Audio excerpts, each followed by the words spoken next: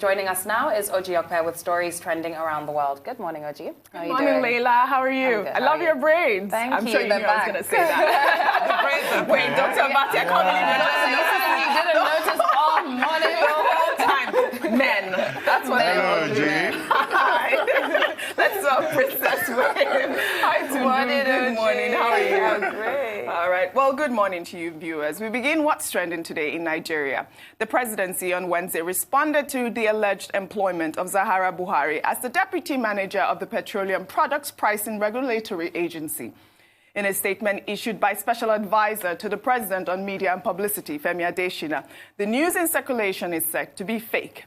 Femi Adesina went on to say that while Zahara, just like any other Nigerian, can work wherever she secures employment, this particular story was untrue, malicious, and meant to cast aspersions at the first family, especially as the reports claim the job was secured fraudulently. Citizens' prediction. I knew it. Yes, well, this goes to show that, fake news is a big problem, and this is what the federal government have been advocating for. What can I say?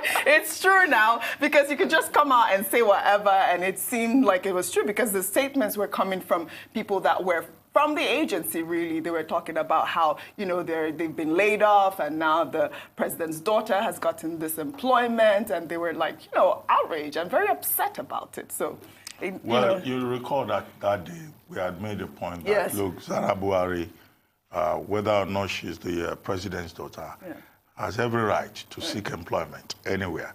Either in the public sector or the private sector, as long as she's qualified. Correct. But that, that story, the way it went viral and became a major issue for many Nigerians is one because of the people's suspicion of their leaders and of the perception that in Nigeria you have to know somebody to get a big position. And of course, once you are president of Nigeria, it's like you've relinquished your right to privacy. And you become a target for all kinds of speculations. But it is good that at last the presidency has clarified this. Correct. To say that there has been no wrongdoing and that the story is completely untrue and malicious.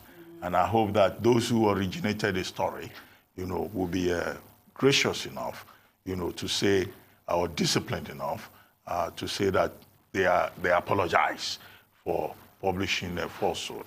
Because nothing allows any news medium to publish or propagate falsehood. That's not part of the ethics of the media profession.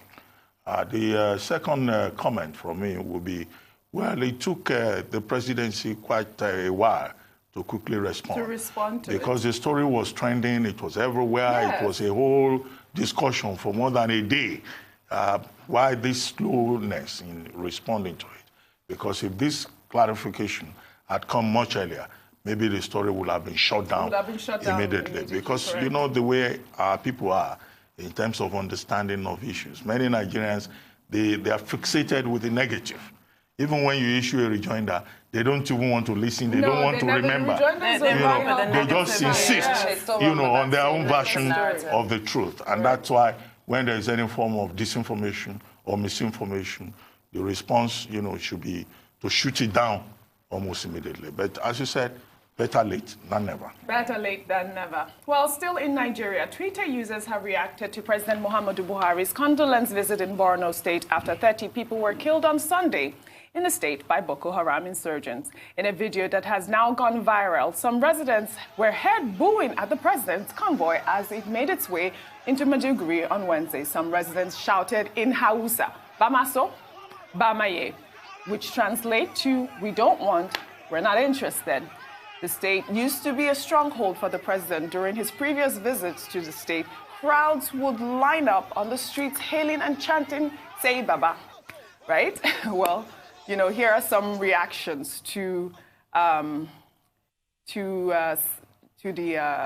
hashtag that has been trending on social media. One user, Habokale, wrote, "If what I've been hearing from the people welcoming President Buhari to Maiduguri is all but to judge, then the people of Borno are not happy. Just an opposite of his earlier visit. Bamaso, Bamaye." Wow, this is serious. There must be a change of strategy in fighting Boko Haram. Another user wrote, "Baba came back today. without rest. He is there in Borno. That's commendable. How do we curtail future occurrences of this Boko Haram attack? Maybe change our security approach towards Boko Haram. May God receive the souls of the departed. Another tweeter wrote, others actually compared President Muhammadu Buhari's leadership. One user, Abdul, wrote, in 2015, former Nigerian President Goodluck Jonathan visited Borno and went straight down to Baga, a village under Kukukwa local government, and sympathized with the victims over an attack by the Boko Haram terrorists, which occurred in the town of Baga. Another user, Lamuye, posted a photo of the president's address while he visited the Shehu of Borno's palace, tweeting, Defense Minister sleeping while Buhari is making a speech in Borno on the Boko Haram attacks, tweeting to other agencies. Now, I think we have a picture of this, a real picture of the defense minister sleeping. I mean, it's been trending all over social media, if we have that picture. Right, that's the one picture of the that has gone viral on social media right now, which is a huge conversation. Well, I mean, I don't know. He was not sleeping. He probably was meditating. He was probably, okay. Maybe he was meditating. Maybe he was resting his eyes. Oh, probably. I mean, I have no idea what he was doing, but I mean, this is, almost an apology, I would say. Another tweet from the trend was from Ayebo Juma. She wrote, breaking, Boko Haram attacks Borno again after Buhari's sympathy visit. The incident, which started about 6:30 p.m., is coming barely a few hours after Buhari visited the state for sympathy visit. Buhari and service chiefs have no excuse. They should resign now. I mean, this whole issue is getting out of hand, I would say. I mean, I don't know. It's absolutely absurd that picture is circulating online with, the alleged defense minister sleeping. It looks awful. I mean, that is the person that... No, I suggest that he was meditating. Okay. Meditating on what, Dr. Mati? No, I mean, you could see that the president was speaking. Some people adopt different kind of sitting postures, and he could just have done this, listening to the president. We don't have concrete proof that he was asleep. Okay. Right, so his head was bowed in that way because just the weight of the situation was too much for him. He had to bow his head and close his eyes. Right. Did I see him holding a pen or something? I mean, I'm Perhaps not sure. He was taking so notes. he might be writing. Maybe he was taking notes. You never know. You can't just jump to conclusion. All right, well. And in any case, he's He is holding a pen. Yes. He's holding a pen. He's writing. He's writing. Yeah. Zoom in. All right. So we shouldn't jump to any conclusion. Exactly. All right. But you know what I think your about conversation. Twitter. Yeah, Twitter is a nightmare. You know my thoughts. But the whole conversation actually is the fact that you mentioned that he didn't go and visit the actual place where the attack happened, and a lot of tweets have been going on, in comparison, comparing him with, the former president, that the president had visited the sites, and people are really confused, and people don't understand why he did not visit the site. So that's the conversation. Maybe former President Goodluck Jonathan had security clearance to go ahead and do that, because I don't see him endangering himself and other people and just going on a frolic of his own. And this is the same former President Goodluck Jonathan that was voted out of office because the majority of Nigerians felt that he did not have a handle on the security situation, so we need a general. So it's just very difficult at this point to say why he did what he did and why President Buhari did what. Right. Well, the insurgents have been defeated and they've been technically decimated. What would be the basis for the fear about engaging the people directly?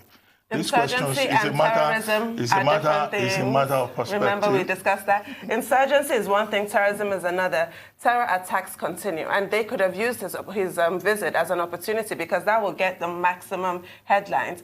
And then we'd all be sitting here blaming him. Why did he go there? It was a hot zone. How could he have been so irresponsible? And you saw my last tweet, because, basically the attack happened right after he left. So it could have been... And then it would have been, all of the soldiers were, guarding President Buhari, and I know there was nobody in Maiduguri. This attack happened. The president killed those people. I can imagine those headlines. So it's very difficult. Well, all of that is in the realm of... assumptions, all speculations at this point and assumptions. Which is why it doesn't pay to speculate, period, on reasons why he went or why he didn't go. Right. well, you know, also the conversation about the service chiefs, whether or not he should change them, is also up in the air with the whole conversation. It has to be. People really are wondering about that. Yeah, really sad at this point. Well, thank you very much, Oji. Thank you. We'll see you again tomorrow. Thank you. See you tomorrow. Thank you.